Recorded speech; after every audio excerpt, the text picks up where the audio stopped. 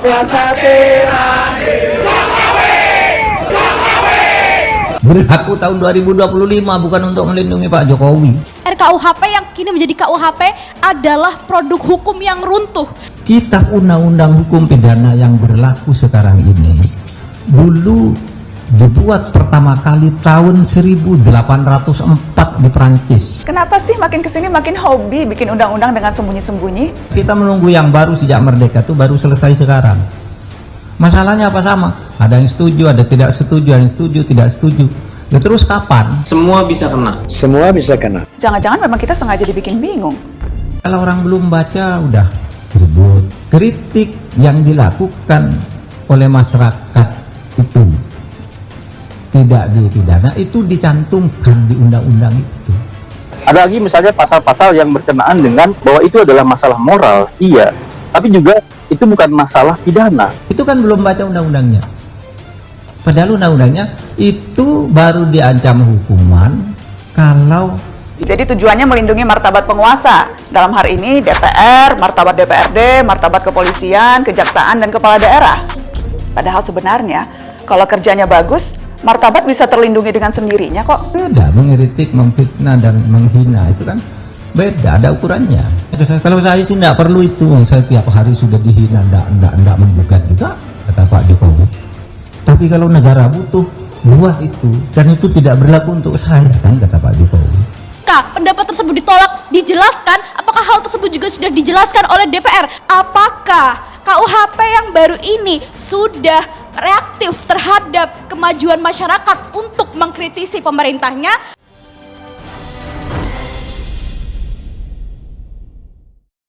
Menurut masyarakat sipil pesimis kalau lewat MK. Ya enggak apa-apa pesimis, karena jalur konstitusional begitu. Jadi begini ya saudara, Kitab Undang-Undang Hukum Pidana yang berlaku sekarang ini dulu dibuat pertama kali tahun 1804 di Prancis. Namanya Kode Penal.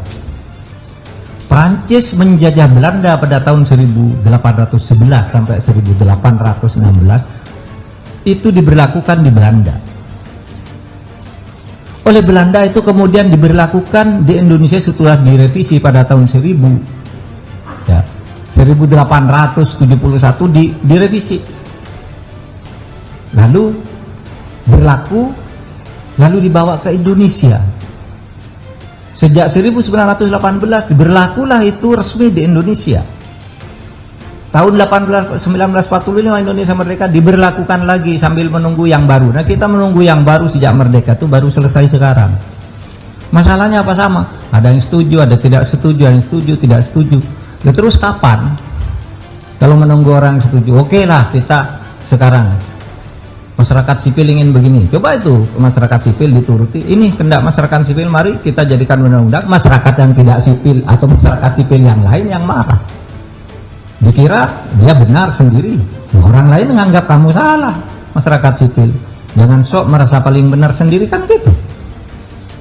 Orang lain setujunya begini, kamu tidak setuju, ya mari tempuh prosedur yang berlaku secara konstitusional, ditetapkan di DPR. Anda tidak puas di DPR, ke sana, ke Mahkamah Konstitusi.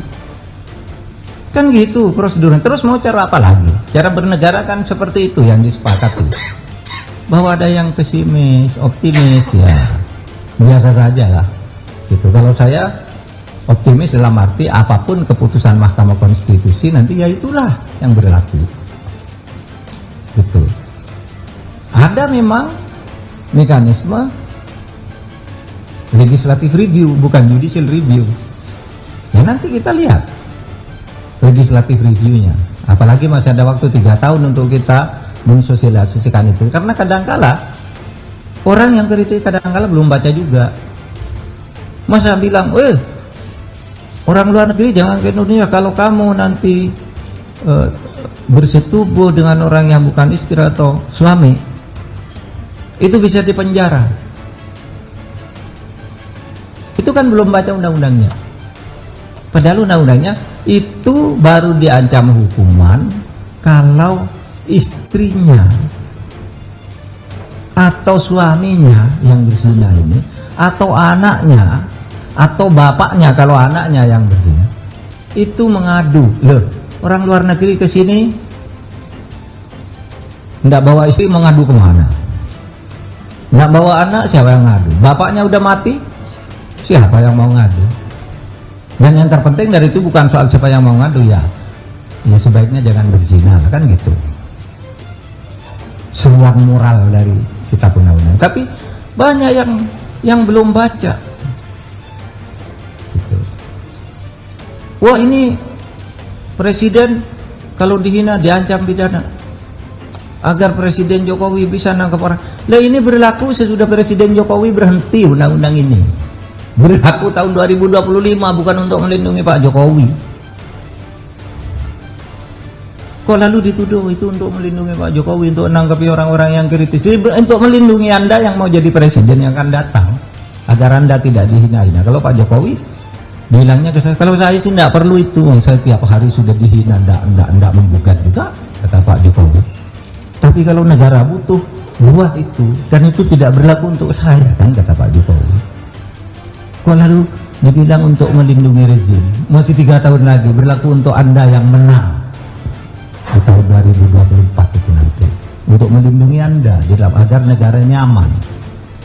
Oleh sebab itu kalau soal pesimis ke MK, tapi ada yang optimis juga, wah MK itu hebat nanti bisa. Oke, pesimis ya itu jalannya, memang terus mau jalan apa lagi. Terus nanti kita sambil sosialisasi gitu. Indonesia melarang LGBT, tidak ada kriminalisasi terhadap LGBT. Orang tidak baca itu, tidak ada satu pasal pun yang mengatakan barang siapa hidup LGBT diancam hukuman, tidak ada. Cari di pasal berapa. Yang ada di situ barang siapa melakukan pelecehan seksual terhadap orang lain, terhadap anak, itu diancam hukum. Pelecehan seksual itu ya bisa LGBT, bisa tidak, bisa orang biasa. Ya, sekarang tuh yang di Jombang itu kan pelecehan seksual orang biasa, tidak LGBT. Ya itu kadang-kala orang belum baca udah ribut. Memang saudara berkepentingan dengan undang-undang pokok pers tentang kritik. Saudara, di undang-undang KUHP ini itu bunyi undang-undang pokok pers yang menyatakan bahwa kritik yang dilakukan oleh masyarakat itu tidak dipidana, itu dicantumkan di undang-undang itu. Ngambil dari undang-undang pokok pers kok penjelasannya. Ketika undang pers, Pak gimana kami nanti tidak mau? Oke, maunya apa? Lah kami bebas, sesuai apa? Sesuai dengan undang-undang pers nomor 21 tahun berapa gitu. Oke, kita ambil itu, tempel di undang-undang KUHP, tempel di penjelasannya. Ini dikatakan, awas loh, yang dikatakan kritik itu adalah orang yang menyampaikan sesuatu untuk kebaikan bangsa dan negara.